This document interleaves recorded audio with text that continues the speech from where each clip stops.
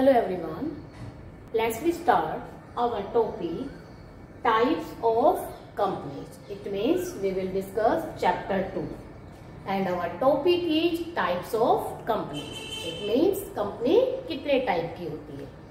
देखो students, companies act 1956 के according, यानी कंपनीज एक्ट 1956 के अकॉर्डिंग, क्योंकि first of all companies act 1956 he applicable होता था, इसके अकॉर्डिंग तो कंपनी 2 टाइप की ही होती है. कंपनीज एक्ट 1956 के according there are the 2 type of company, private and public. But you know 2013 में कंपनीज एक्ट 1956 पूरा अमेंडमेंट हुआ था, चेंज हुआ था. अब हम 2013 एक्ट की क्या करते हैं, फॉलो करते हैं. तो कंपनीज एक्ट 2013 के अकॉर्डिंग कंपनी 3 टाइप्स की होती है. First one private company, second one public company और थर्ड वन आपका आता है 1 पर्सन कंपनी. ये एक नई कंपनी इंट्रोड्यूस 2013 में और की थी, जो 1956 में नहीं थी.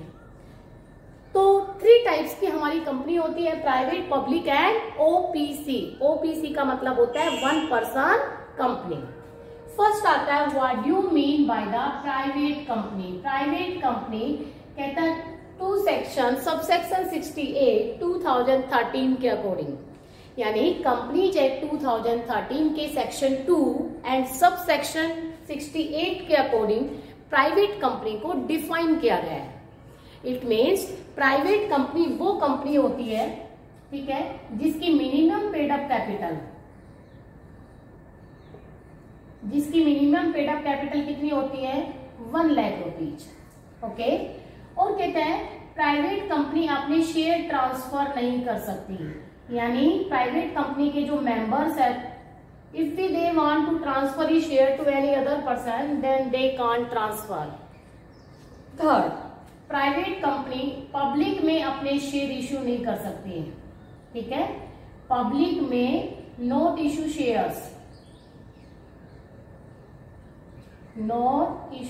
शेयर्स, यानी एक प्राइवेट कंपनी पब्लिक में शेयर इश्यू नहीं कर सकती है.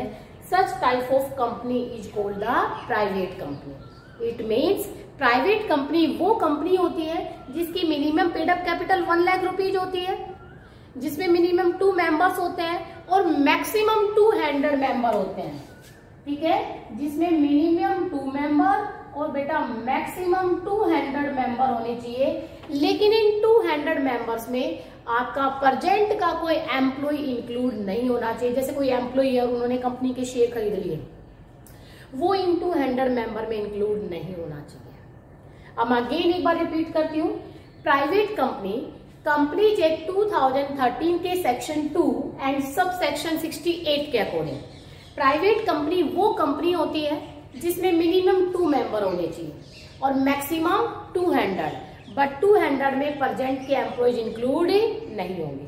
सेकेंड बात, प्राइवेट कंपनी की minimum paid up capital 1 lakh होनी चाहिए, कम से कम, ज्यादा कितनी भी हो सकती है. प्राइवेट कंपनी पब्लिक में शेयर इश्यू नहीं कर सकती. प्राइवेट कंपनी पब्लिक में शेयर इश्यू नहीं कर सकती है. ओके. और दूसरी बात आती है कि प्राइवेट कंपनी के जो मेंबर्स होते हैं, अगर वो अपना शेयर ट्रांसफर करना चाहते हैं किसी भी अनदर पर्सन को, तो वो ट्रांसफर भी नहीं कर सकते हैं. दोज कंडीशंस या those company who fulfil all these conditions, ठीक है, तो दोज कंपनी या these companies called the private company. जो भी कंपनी ये सारी कंडीशंस को फुलफिल करती है, बेटा उस कंपनी को क्या बोला जाता है, प्राइवेट कंपनी. क्लियर. यानी प्राइवेट कंपनी वो कंपनी होती है जिसमें मिनिमम 2 मेंबर होने चाहिए, मैक्सिमम 200 होने चाहिए, जिसकी पेड अप कैपिटल 1 लाख होने चाहिए, जिसके मेंबर्स अगर चाहे तो अपने शेयर्स किसी को भी ट्रांसफर नहीं कर सकते, यानी उसके मेंबर शेयर ट्रांसफर नहीं कर सकते. और प्राइवेट कंपनी पब्लिक में शेयर इश्यू नहीं कर सकती है. जैसे पब्लिक में जब किसी कंपनी को फाइनेंस की जरूरत होती है, तो जनरली वो कंपनी क्या करती है बेटा, पब्लिक में शेयर इश्यू करती है. समझ आ रहा है. जनरली वो कंपनी क्या करती है, पब्लिक में शेयर इश्यू करती है. लेकिन कहता है प्राइवेट कंपनी को ये राइट नहीं दिया गया है कि वो पब्लिक में शेयर इश्यू करे. कई बार क्वेश्चंस बच्चे पुटअप करते हैं कि मैम प्राइवेट कंपनी को ये राइट क्यों नहीं दिया गया. भाई वैसे तो देखो कंपनी ने 2013 में ये रूल बना दिया कि ये प्राइवेट कंपनी अपने शेयर पब्लिक में इशू नहीं कर सकते, बट फिर भी बच्चे क्वेश्चन पुट अप कर लेते हैं ऐसा रूल क्यों बनाया, क्या सोच के बनाया। देखो ये सोच के बनाया क्योंकि प्राइवेट कंपनी को हमारी गवर्नमेंट बहुत ज्यादा फ्रीडम नहीं देना चाहती है। प्राइवेट कंपनी को हमारी गवर्नमेंट फ्रीडम नहीं देना चाहती है, उस पर कुछ रिस्ट्रिक्शंस रखना चाहती है। इसलिए हमारी गवर्नमेंट ने प्राइवेट कंपनी को ये कह दिया कि भाई आप अपने शेयर जनरल पब्लिक में इशू नहीं कर सकते, क्योंकि अगर आप अपने शेयर जनरल पब्लिक में इशू करोगे तो may be private company public के साथ फ्रॉड कर सकती है। तो उस फ्रॉड को मिनिमाइज करने के लिए, प्राइवेट कंपनी को थोड़ा सा ज्यादा फ्रीडम ना देने के लिए मे बी कंपनीज एक्ट में ऐसा रूल बनाए। ये सिर्फ मेरा व्यू है, किसी बुक किसी एक्ट में नहीं लिखा हुआ, ठीक है। बाकी रूल है कि भाई प्राइवेट कंपनी कभी भी पब्लिक में शेयर इशू नहीं कर सकती है। क्यों नहीं कर सकती, मैंने अपना व्यू बताया है कि मे बी गवर्नमेंट उसको इतनी ज्यादा फ्रीडम नहीं देना चाहती है, सो उसके ऊपर एक रिस्ट्रिक्शंस लगा दी कि वो पब्लिक में शेयर इशू नहीं कर सकती है। Okay, second one, public company. कहता कंपनीज एक्ट 2013 के सेक्शन 2 एंड सब सेक्शन 17(1) के अकॉर्डिंग, कंपनीज एक्ट 2013 के सेक्शन 2 एंड सब सेक्शन 71 के अकॉर्डिंग पब्लिक कंपनी वो कंपनी होती है जो प्राइवेट कंपनी नहीं है। It means public company is that company which is not a private company.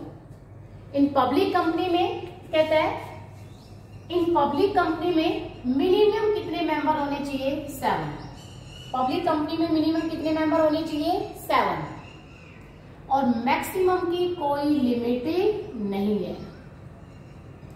एक पब्लिक कंपनी में minimum paid up capital 5 lakh rupees होनी चाहिए। कितनी मिनिमम पेड अप कैपिटल होनी चाहिए, 5 लाख रुपीज। एक पब्लिक कंपनी पब्लिक में शेयर इशू कर सकती है।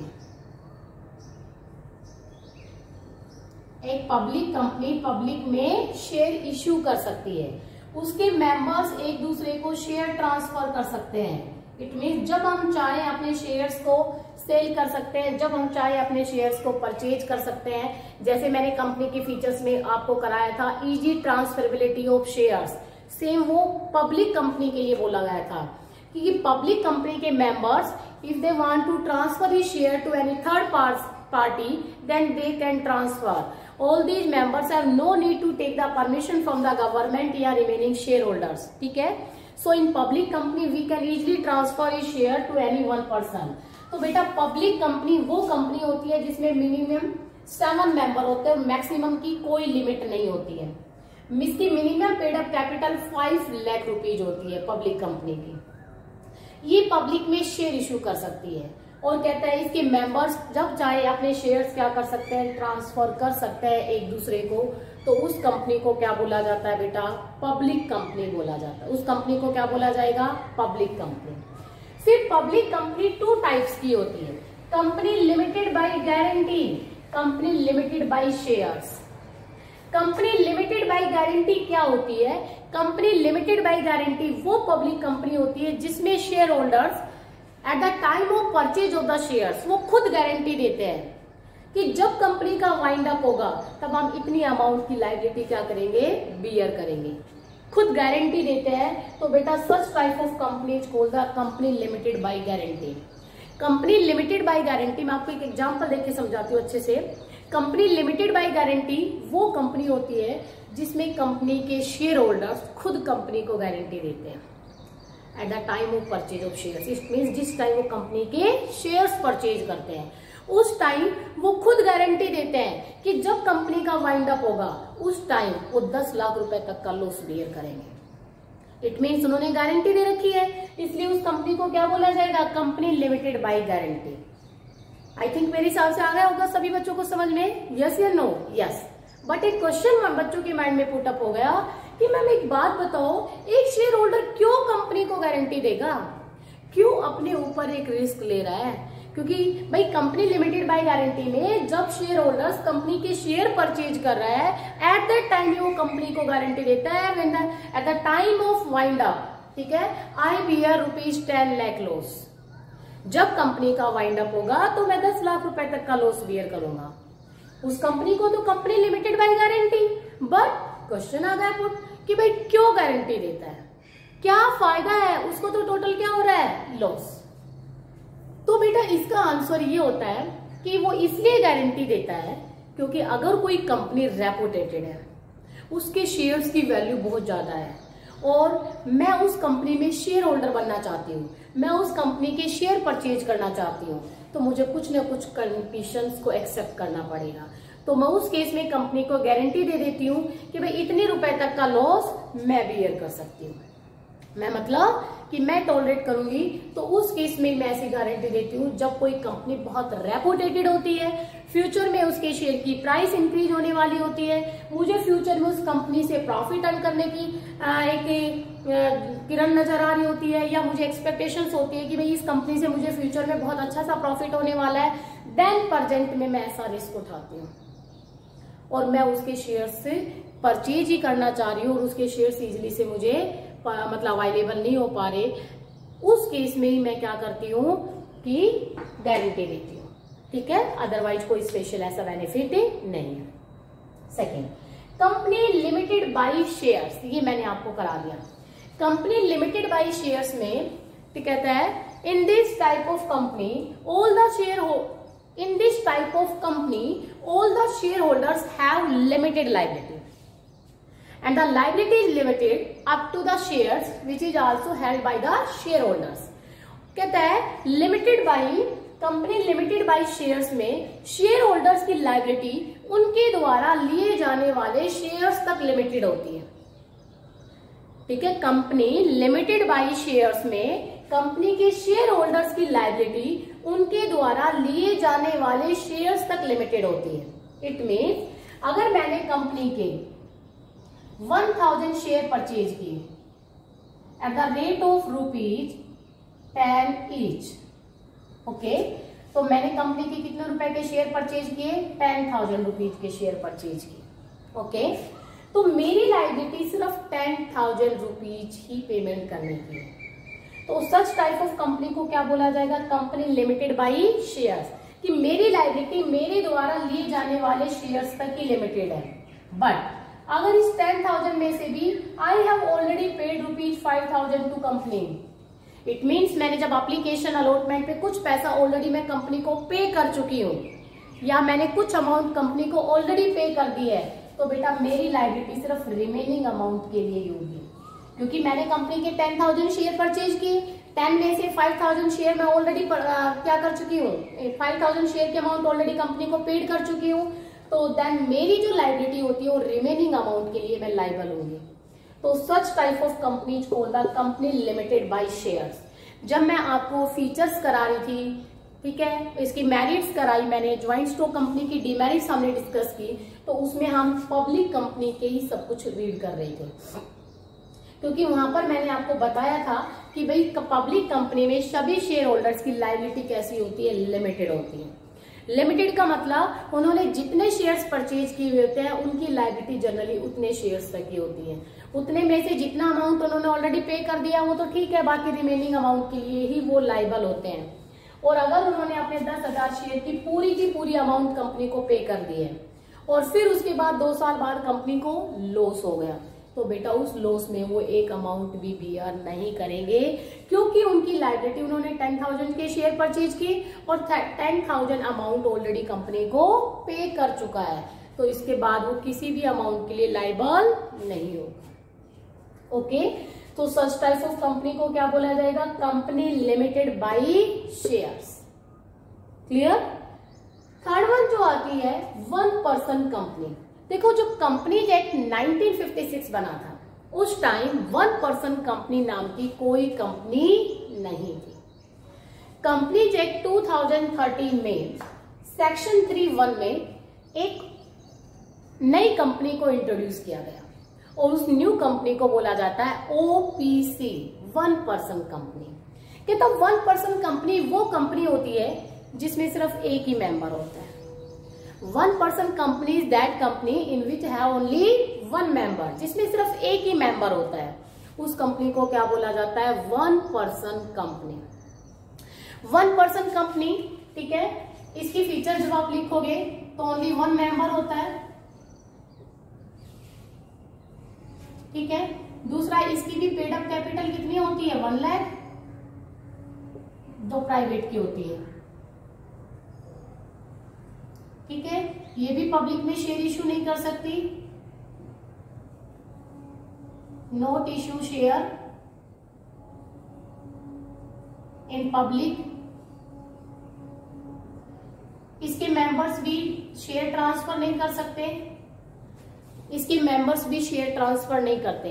वन पर्सन कंपनी पर जनरली सारे रूल प्राइवेट कंपनी के ही एप्लीकेबल होते हैं। वन पर्सन कंपनी को हम प्राइवेट कंपनी भी कंसिडर करते हैं, बट दोनों में फर्क होता है।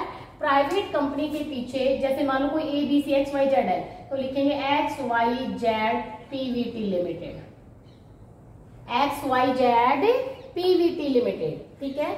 अगर पब्लिक कंपनी है तो उसके लिए लिखेंगे XYZ लिमिटेड ओनली, और अगर वन पर्सन कंपनी है तो उसके नाम के साथ लिखे XYZ, ठीक है, प्राइवेट लिमिटेड, और ब्रैकेट में लिखते हैं OPC। समझ आ गया? यानी वन पर्सन कंपनी जो होती है उसमें एक ही मेंबर होता है, और कहता है उसकी पेड अप कैपिटल भी 1 लाख रुपीज होती है। वन पर्सन कंपनी भी अपने शेयर पब्लिक में ट्रांसफर नहीं कर सकती, ठीक है, यानी पब्लिक में इश्यू नहीं कर सकती। वन पर्सन कंपनी के मेंबर भी अपने शेयर ट्रांसफर नहीं कर सकते। It means all those conditions which are applicable in private company, all these conditions is also applicable on one person company.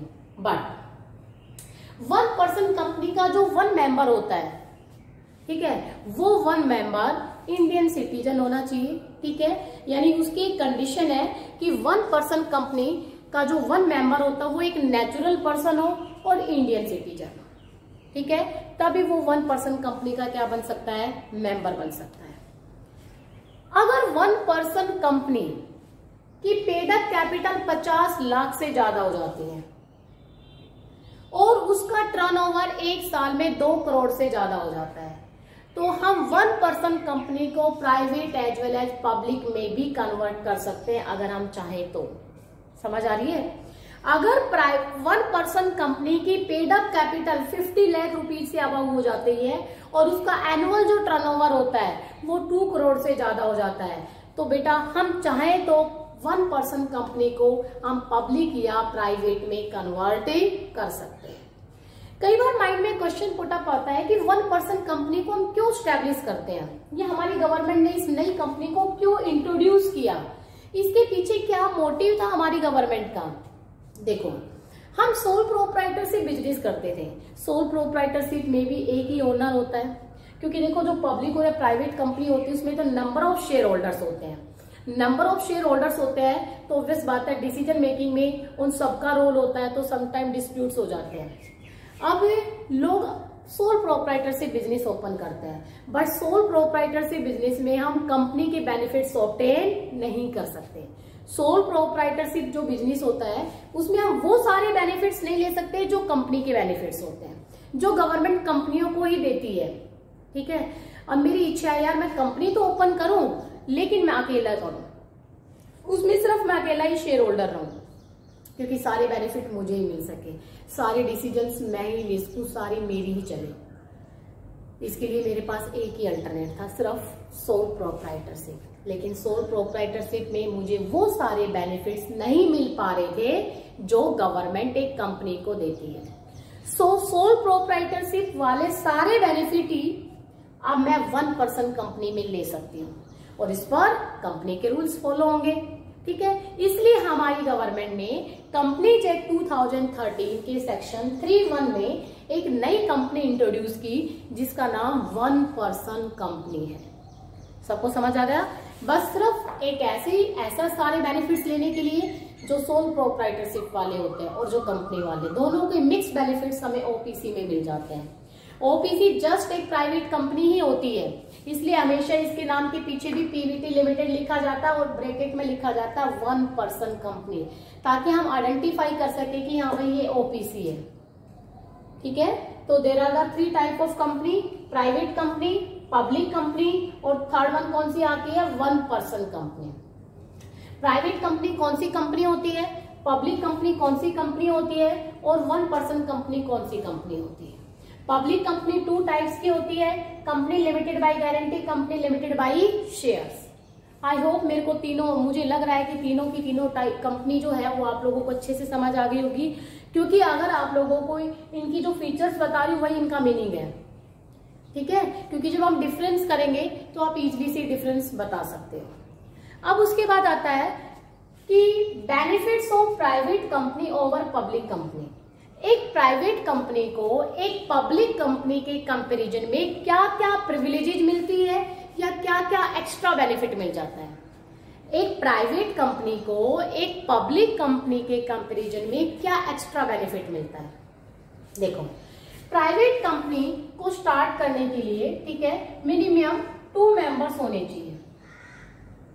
जब हम प्राइवेट कंपनी को स्टार्ट करते हैं तो हमारे पास मिनिमम 2 मेंबर होने चाहिए। 2 मेंबर होते ही हम प्राइवेट कंपनी क्या कर सकते हैं, स्टार्ट कर सकते हैं। लेकिन we want to establish the public company, then we need minimum 7 member. तो एक तो ये हमें फायदा मिल जाता है, 2 मेंबर इकट्ठे हुए प्राइवेट कंपनी ओपन करिए। But in public company we have need 7 members minimum. उसके बाद आता है भाई प्राइवेट कंपनी की तो minimum paid up capital 1 lakh होती है, यानी 1 लाख रुपए हुआ और आप कंपनी स्टार्ट कर सकते हो। लेकिन पब्लिक कंपनी की मिनिमम पेड अप कैपिटल कितनी होनी चाहिए, 5 लाख। एक ये भी आपको प्रिविलेजेज मिलती है, इसमें 1 लाख से बिजनेस स्टार्ट हो जाता है, इसमें 5 लाख। आप डिफरेंस भी कह सकते हो इन चीजों को। थर्ड, एक प्राइवेट कंपनी तो बेटा जैसे ही रजिस्ट्रेशन हुआ वैसे ही प्राइवेट कंपनी अपने बिजनेस को स्टार्ट कर सकती है। लेकिन एक पब्लिक कंपनी रजिस्ट्रेशन के बाद बिजनेस को स्टार्ट नहीं करती, रजिस्ट्रेशन के बाद भी उसको कमेंसमेंट लेटर लेना पड़ता है। ये आगे मैं कराऊंगी जब फॉर्मेशन आएगा तब कमेंसमेंट लेटर लेना पड़ता है रजिस्ट्रार से, उसके बाद ही एक पब्लिक कंपनी अपने बिजनेस को स्टार्ट कर सकती है। प्राइवेट कंपनी तो जैसे ही रजिस्ट्रार से रजिस्ट्रेशन हुआ, यानी जैसे ही गवर्नमेंट ने रजिस्ट्रेशन कर दिया प्राइवेट कंपनी, हम स्टार्ट कर सकते हैं, we can start, we have no problem. But in a public company after registration we will wait for the commencement letter. When the registrar issue the commencement letter, then we start our company. ठीक है। उसके बाद कहते हैं एक private company में तो 2 directors होने चाहिए कम से कम, लेकिन एक पब्लिक कंपनी में कम से कम 3 डायरेक्टर्स का होना जरूरी है। तो एक फायदा ये भी हो जाता है। एक उसके बाद 4th के बाद 5th आगे लिखोगे कि जो प्राइवेट कंपनी है, जो प्राइवेट कंपनी होती है, कहता प्राइवेट कंपनी को अपने मेंबर्स, ठीक है, एक सेकेंड,